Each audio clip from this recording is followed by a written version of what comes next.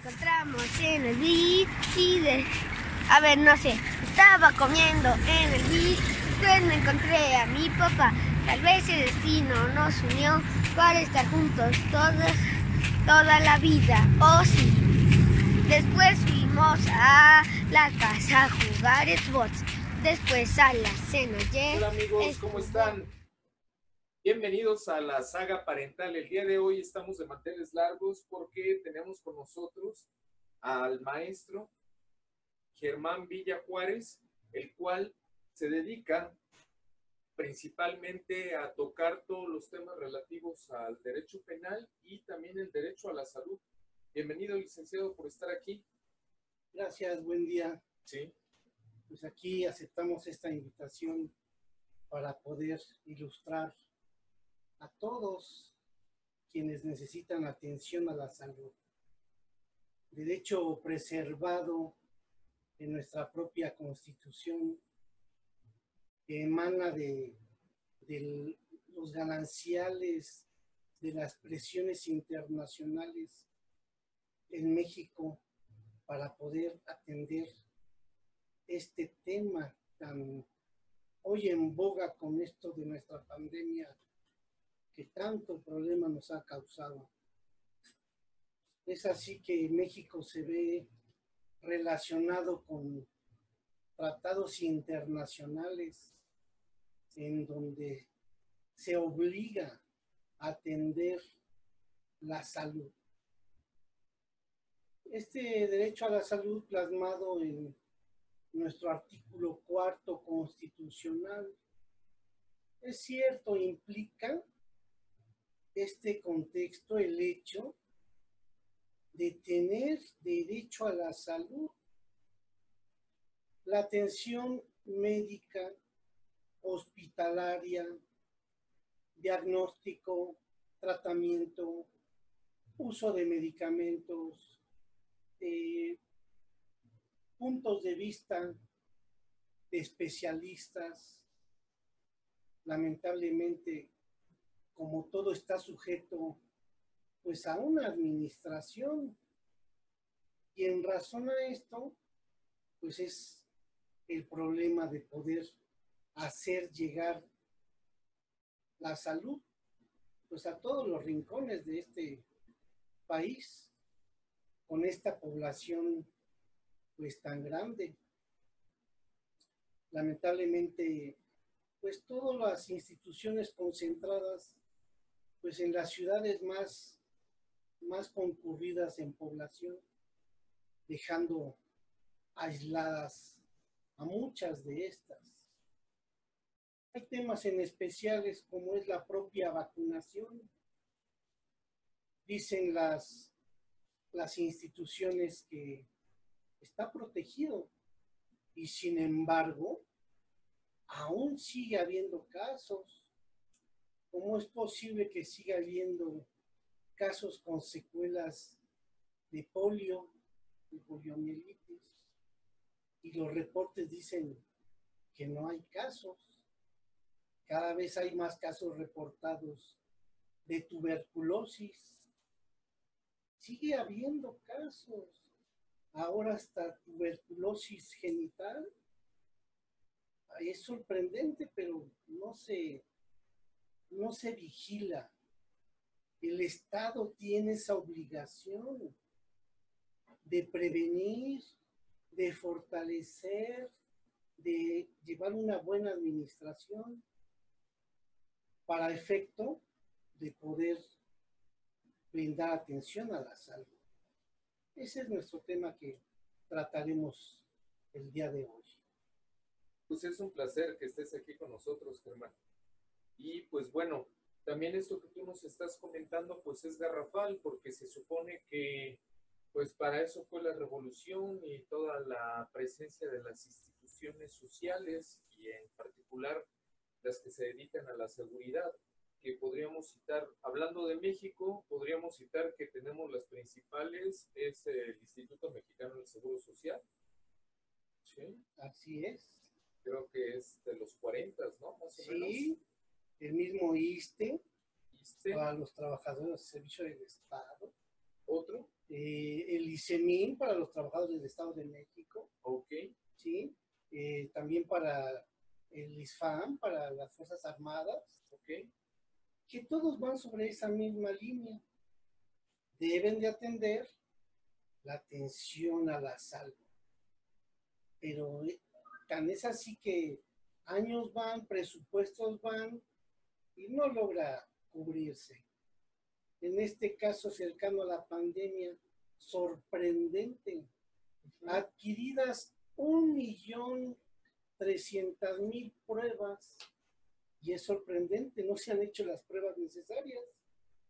Tanto la Organización Mundial de la Salud como la Organización Panamericana de la Salud ya también lo dijo, que es necesario prevenir, vigilar asuntos que sean sospechosos, y no se ha logrado esto. Y ojalá reflexionen estas autoridades. claro. Y no, y hay otro detalle, ahorita hablando en presente con esto de la pandemia, no sé si te has enterado que a muchas personas les han negado la atención a la salud, porque recordemos que ahorita no es que el ser humano se esté enfermando, ¿sí? Y que el COVID sea la única enfermedad. Así es. Ajá, o sea, entonces, ¿qué pasa con ellos? Porque ahorita estamos en emergencia nacional, el derechohabiente tiene que regresarse a su casa o decir, tengo que gastar en un médico privado, en un psicólogo privado, no sé, porque no los están atendiendo. Es ahí donde entra la responsabilidad del Estado. Sorprendentemente han difundido que todos tienen derecho a esa atención y lo han delimitado primaria para el diagnóstico y hospitalario en su caso, pero la gente peregrina para efecto de poder recibir atención. Es el caso del IMSS, del ISSSTE, que han reportado que tienen ocupación casi al 50%, sigue habiendo, pero este está saturado. En los lugares, me ha tocado ya visitar, en donde aparece zona de guerra, en los pasillos, está saturado.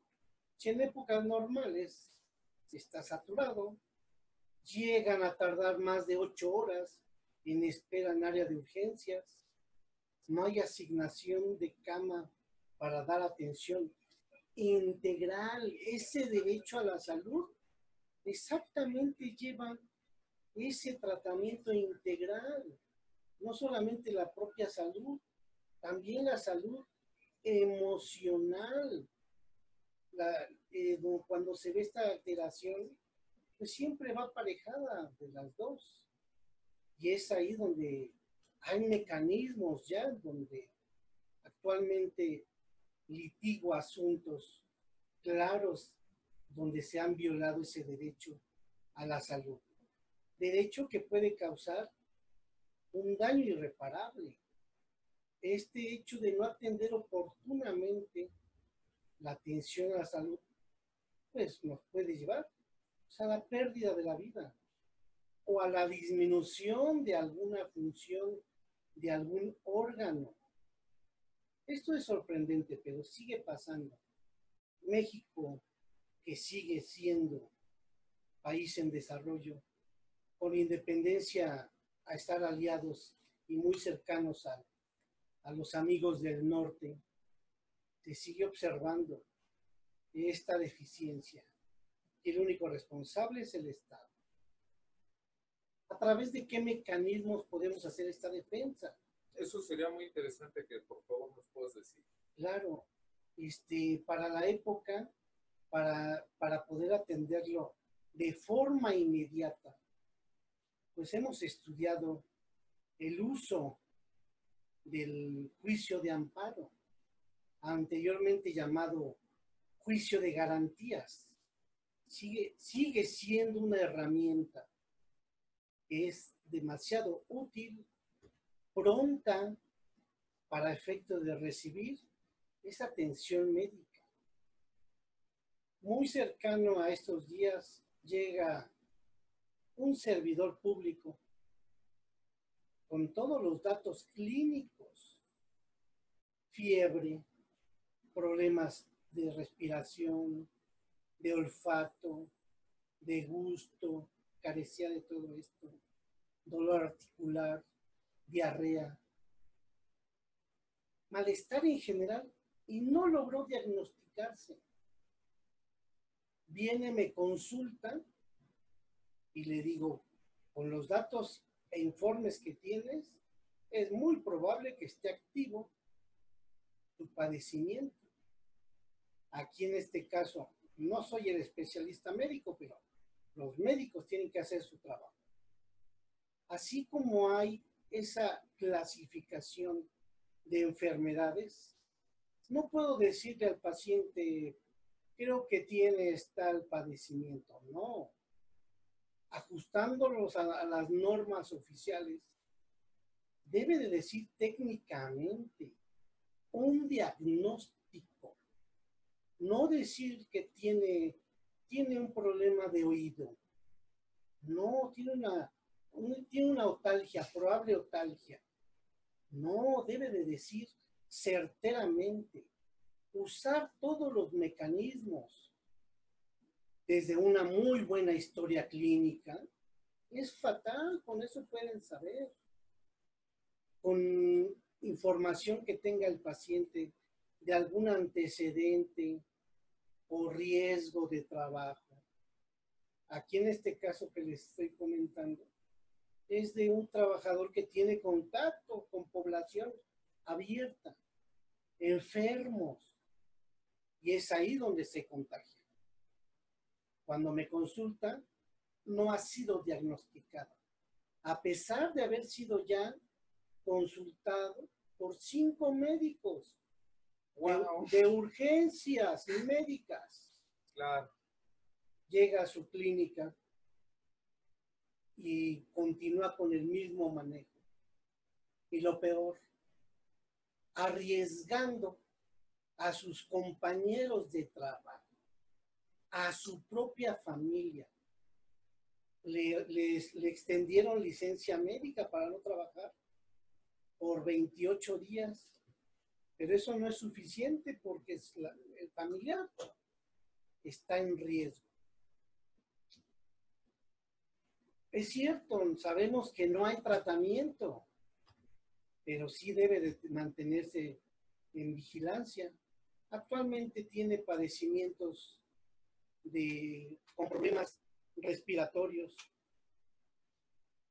Afortunadamente, pues no corrió mayor riesgo, no ha corrido mayor riesgo, pero el problema no ha sido diagnosticado. Esta es una omisión grave. En este caso, la institución de seguridad social ha incurrido en responsabilidad por no hacer un diagnóstico pronto, oportuno, para efecto de no poner en riesgo la salud. Y para abatir costos, los costos de hospitalización son muy elevados en México y en el mundo. Hemos escuchado el uso terapéutico del ventilador porque llegan a tener problemas graves de respiración, tienen que tener respiración asistida. En algunos casos donde no hay ventiladores, en el mundo no se logró cubrir esa necesidad porque no sabía la magnitud de esta pandemia. Es ahí donde el Estado no procura esa vigilancia. Sorprendentemente lo hemos visto, los hospitales no tienen equipo. Los mismos profesionales se han contagiado, que son los expertos en el manejo de evitar este riesgo, y no se ha logrado contener. No se logra resarcir esta parte con que el Instituto Mexicano del Seguro Social cobre primas más altas por el propio riesgo que tienen los trabajadores, sino la responsabilidad que tiene el Estado patrón, con la población, de que esa población por riesgo laboral es de máximo riesgo. ¿Cómo es posible que a fin de cuentas intentaron aislar a los trabajadores? Es imposible, no hay la infraestructura para poder reconocer este problema que tiene el trabajador. No hay seguimiento. La propia institución solamente lo ha reconocido como enfermedad general y no le ha dado el trámite, el seguimiento, ni sus propios trabajadores. Y pues han fallecido. Si alguien queda con secuela, tendría que reconocerse pues como enfermedad de trabajo. Sí, por haber tenido ese riesgo. Sí, es correcto. Y de hecho hemos visto en las noticias esto que tú estás comentando, de cómo también el personal del sindicato está buscando pues darle una protección adecuada. Y aclaro, no solamente a los médicos o enfermeros, sino también a afanadores, personal administrativo, o sea, gente que está dentro de la institución y que se ha enfermado.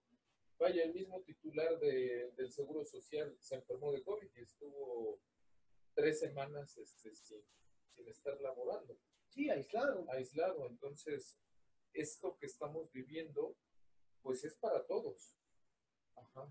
Me ha tocado conocer casos de trabajadores en área administrativa que acuden, trabajadores, directamente en área de hospitales y han contagiado.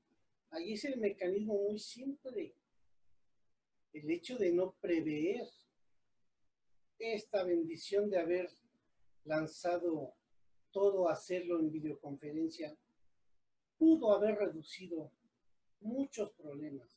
Y qué bueno, se ha descubierto este mecanismo de poder difundir. Claro, y de hecho voy a empezar a hacer lo mismo que tú estás haciendo. Fíjate que yo, como me gusta el contacto visual, he estado ahí volteando para ti, pero bueno, como la cámara no nos permite tener tanto espacio para alcanzarnos a ver mejor, te voy preguntando a través de la pantalla. Sí, ¿Te parece correcto. bien? Oye, y te mandan saludos desde Argentina, la ABU, Melida, Atanosopulo. Ella tiene un apellido griego. Sí, querida Abu, Neri, ¿cómo estás? Nos manda muchos saludos, dice que es muy importante el tema que estás dando. También saludos desde Acapulco, de esta Perla. Y desde París, la abuelita Paqui Cortés también nos está mandando un saludo. Y bueno, le agradezco mucho a Patti, está diciendo que un beso grande para Víctor, el luchador desde París. Qué hermoso, sí, pues también Lalo Bopar te está mandando saludos. Lalo, no sé de dónde nos está saludando, pero cualquier duda, y agradecemos a todos, por favor, que están con nosotros. También Adriana, que está con nosotros, nos está ayudando con la grabación. Sí, también le mandamos saludos. Ella próximamente va a estar en alguno de los programas de la saga parental, ya sea como nutrióloga o licenciada en Derecho. Y pues bueno, vamos a seguir con el tema de el derecho a la salud, o sea, es decir, esta versión que continuamente se nos está diciendo, maestro, de que pues no hay recursos, existe una canasta básica de medicamentos, ¿es cierto? O sea, ¿es cierto? ¿Así no lo tenemos que llevar como derechohabientes? Esto no es así. Es cierto que toda una administración pública federal tiene mecanismos para esas compras, previa licitación. Esta licitación va respaldada con un presupuesto. Este presupuesto va adecuado a las necesidades de cada institución. Quiere decir lo siguiente: si estamos observando, hablo como si fuera la institución, si estamos observando que hay ciertas patologías con mayor frecuencia, por decir el caso de diabetes, es un caso muy común. En el caso de poder tener bien observados, tener una clínica, porque hemos llegado a ese grado de obesidad, de diabetes, que le llaman a esto todo en su conjunto síndrome metabólico, es el hecho de que si se pudiera prever, planear, el hecho de saber qué población tiene ese riesgo, el tener especialistas, no solamente para tener el manejo de placebos hipoglicemiantes, es integral el manejo, desde el manejo de insulina, que ese sería, salvo la opinión de algún especialista. Esto es de lo que yo he encontrado de los casos que se dan. Si se tuviera previsto todo esto, se puede adquirir tanto medicamentos previamente, conocer la forma exponencial de pacientes enfermos, poder saber exactamente la compra de medicamentos, quitando la variante de los actos de corrupción que hay para esas compras, de no comprar el más caro, sino el más efectivo. Había un caso muy especial, no es comercial, de una industria automotriz. Regresan a trabajar y hay infectados cerca de 50 trabajadores. Y como medida de seguridad, el patrón dice, voy a comprar 20,000 pruebas. Esto es costoso, pero en el mercado hay, y con la compra directa en China, pudo abatir sus costos al 20%. Sorprendente, México ha comprado 1,300,000 pruebas. Habría que saber si se han ocupado todas, pero el efecto de infección continúa. Esta empresa le da una muestra de organización, de proteger a su trabajador, con independencia que tenga primas más costosas de riesgo de trabajo, él ya se adelantó. Y que es una forma de poder administrar y poder prevenir. El mecanismo del que les mencionaba que hemos estudiado es el uso del juicio de garantías, llamado juicio de amparo, para efecto de obligar a la autoridad a responder de forma inmediata. Hay casos de este mismo servidor público que una vez que interpusimos nuestro juicio de amparo, al siguiente día teníamos la respuesta de la autoridad jurisdiccional para efecto de hacer cesar el acto reclamado. ¿Para qué? Ordena que le hagan la prueba, porque sí tendría los datos clínicos y seguramente ya tiene ahora síntomas de la secuela. Este juicio de amparo se tramita ante los juzgados de distrito para efectos de hacer cesar ese acto. Afortunadamente, surte efectos muy rápido. En razón de la incomunicación que tenemos, se está haciendo actualmente en línea, en razón de que pone en riesgo la vida y está exactamente previendo no infectarse. Y como los órganos jurisdiccionales están en edificios en donde pues hay aglomeración de personas, pues en línea fue la solución de poder hacer uso. Ya existía, pero le dieron más auge. Consiste en reclamarle a las instituciones. Como ya lo decíamos, el IMSS, el ISSSTE, ISEMIN, el ISFAM, Seguro Popular. Tan es así que como son representantes del Estado en su materia de salud, tienen responsabilidad para efecto de vigilar que se dé esa atención integral. En este caso, se solicita ante el juez de distrito, se le informa lo que está sucediendo, cuál es nuestro reclamo, y le manda a preguntar a través de un comunicado, ya sea la primera vez de forma personalísima y las subsecuentes en línea de que sí es cierto. Y si es cierto, que le dé la atención inmediata. Si no es cierto, que le informe y justifique que no está sucediendo el hecho. Normalmente está sucediendo que no están dando la atención, ni de diagnóstico ni de tratamiento. Es ahí donde interviene el juez de distrito y en un procedimiento sumario, lo más corto posible, resuelve y debe de condenar diciendo: se violó su derecho humano a la salud. Y entonces la víctima, el usuario, tendría derecho a un resarcimiento de la reparación del daño moral si realizó gastos para su atención oportuna, si puso en riesgo la vida, que es incalculable su valor. Ahora, con nuevo sistema penal, es posible la reparación del daño en razón de que la victimizaron. No solamente con riesgo a su salud física, sino también mental.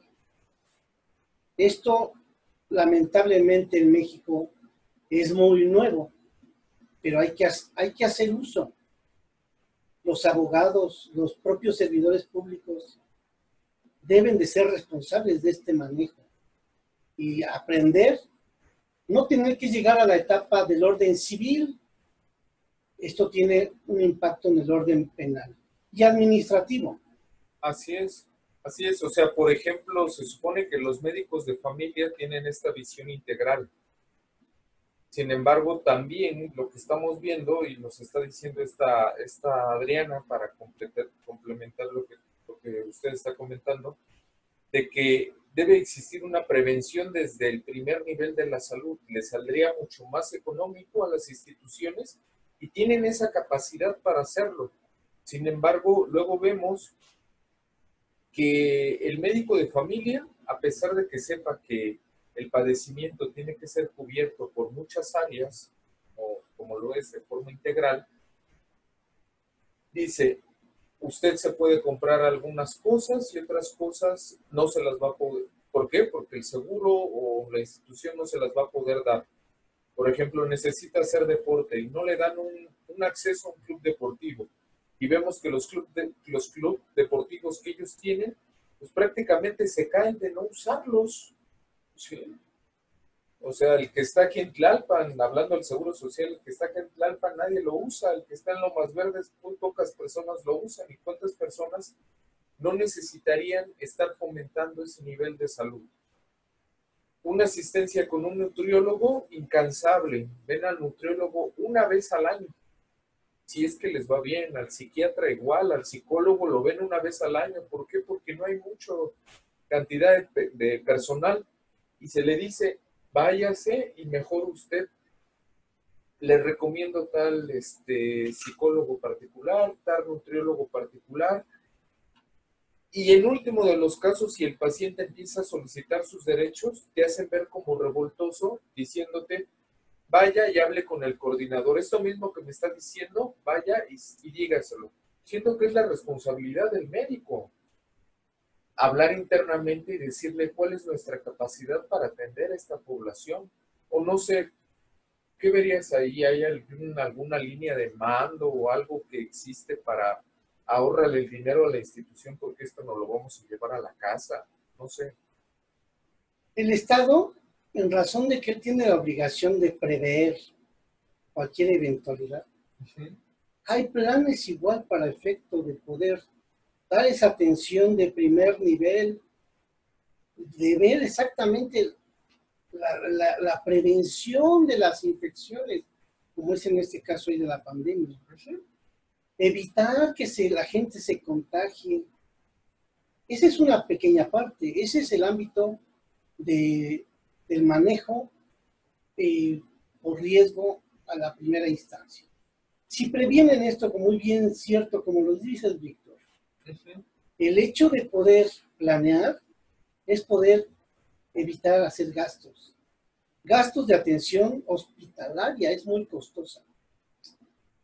El hecho de que exista un cuadro básico no implica que solamente se ajusta a ese cuadro básico, le llaman a las compras que hacen a través de vía institucional. Esto es puramente administrativo.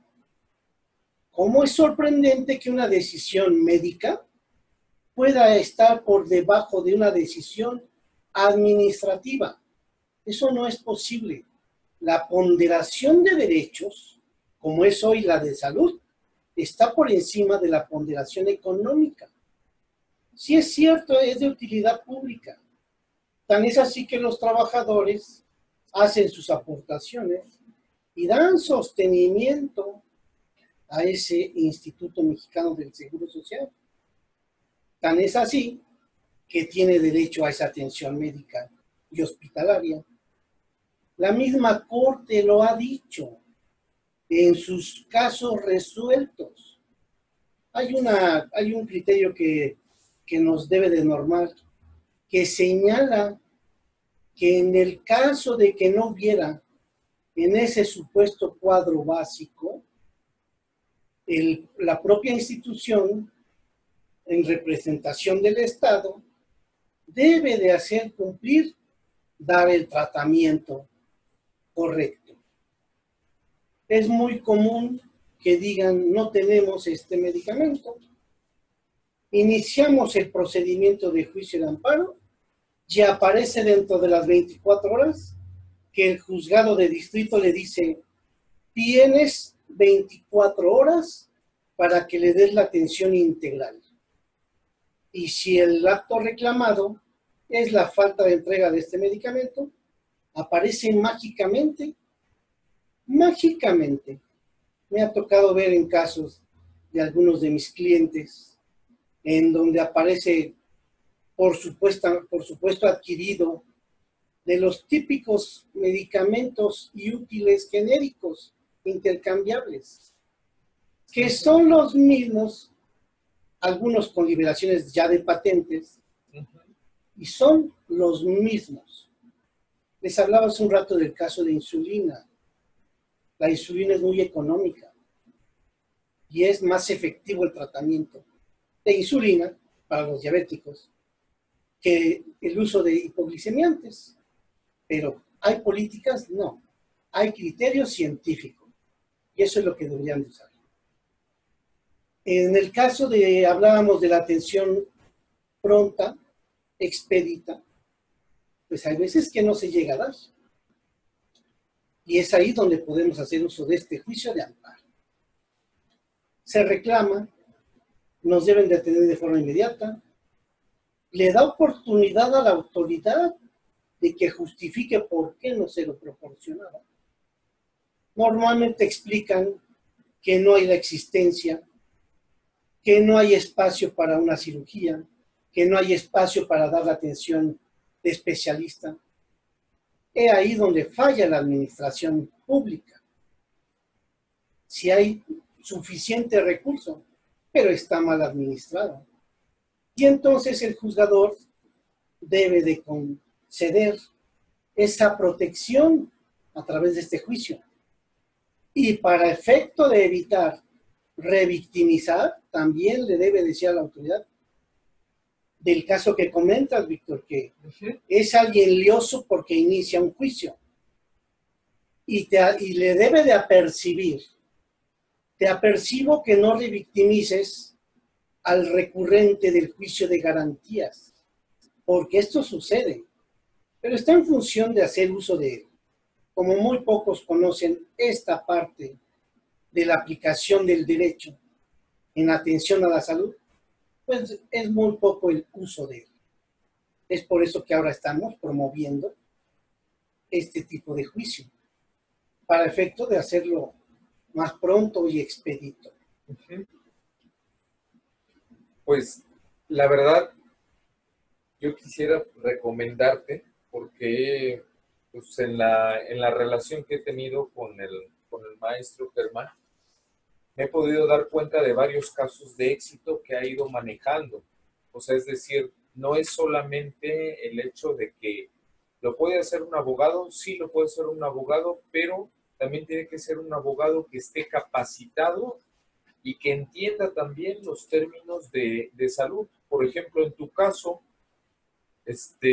¿tú cómo te has ido especializando para tener pues esta finura al hacer y exactitud, no solamente la finura en palabras, sino en la circunstancia para que la autoridad te haga caso? O sea, ¿cómo es que tú, a diferencia de otros abogados, tus juicios de amparo de salud sí pasan y otros no están sustentados? ¿Cuál sería la diferencia?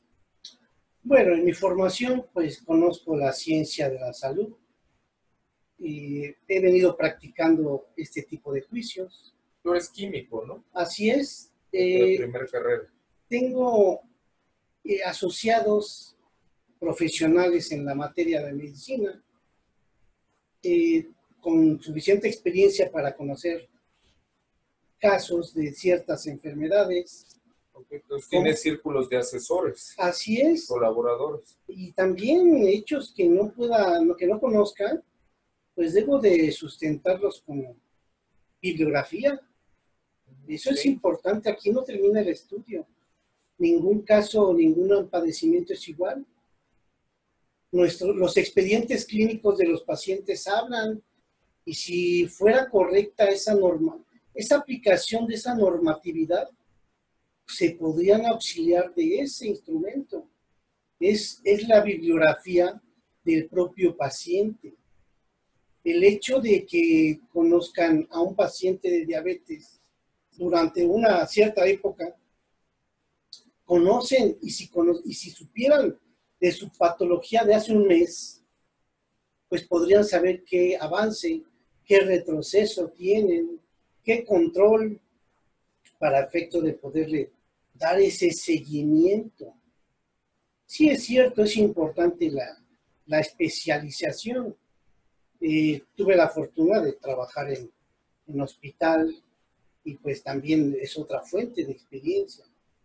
El hecho de conocer este tipo de amparos, pues hoy lo fortalezco con toda esa experiencia y de haber litigado también en otras materias, de haber tenido la fortuna de estudiar la maestría pues en Derecho Penal y conocer el nuevo manejo del tema de la víctima, que es un tema que se ha dejado con letra muerta, porque no es útil. Escuchaba hace unos días que hay el primer precedente de reparación de daño por un homicidio de un familiar de un caso, y pues son pocos los casos aún. Pero es ahí donde debemos de entrar en conciencia para exigir nuestro derecho a la salud. ¿Para qué? Para poder ejercitar a través de este tipo de juicio y poder hacer valer nuestro derecho.